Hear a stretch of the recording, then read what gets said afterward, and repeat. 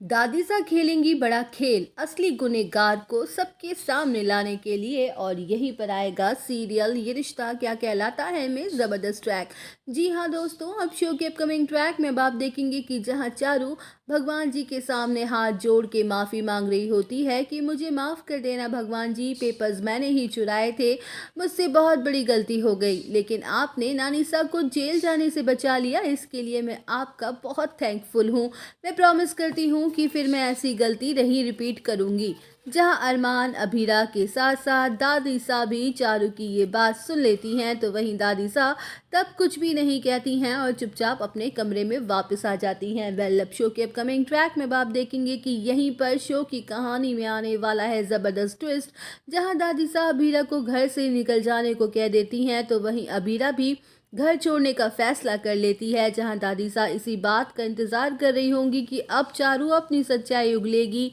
या नहीं, क्या वो अपने गुनाह को कबूल कर लेगी या नहीं। तो वहीं अभीरा घर से जा ही रही होती है और दादी सा सबसे क्लियरली कह देती हैं कि कोई भी इसे रोकने की कोशिश नहीं करेगा। अगर किसी को इसकी जाने से बुरा लग रहा है तो वो खुद भी इसके साथ जा सकता है। वेल, अब शो के अपकमिंग ट्रैक में आप देखेंगे कि जहां पहले तो चारू चुपचाप चुप्पी साध लेती है, लेकिन फिर जाती हुई अभीरा को चारू देख नहीं पाती है और अभीरा के सारे एहसान उसे याद आने लगते हैं, तो जिसके चलते चारू रोते हुए दादी सा के पैर पकड़ लेती है और कहती है नानी सा भाभी सा की कोई गलती नहीं है और ना वो पेपर्स उन्होंने चुराए थे, प्लीज़ आप उन्हें जाने से रोक लीजिए, ये सब कुछ मैंने किया था, मुझे सज़ा दीजिए। तो वहीं चारू के खुलासे से सबके होश उड़ जाते हैं, जहां दादी सा चारू के कान पकड़ लेती हैं और कहती हैं कि हम इसी पल का इंतज़ार कर रहे थे लड़की कि कब तुम अपना गुनाह अपने मुंह से कबूल करती हो। ये सब कुछ हमारा नाटक था, क्योंकि हम चाहते थे कि तुम सच बोलो, क्योंकि अगर तुम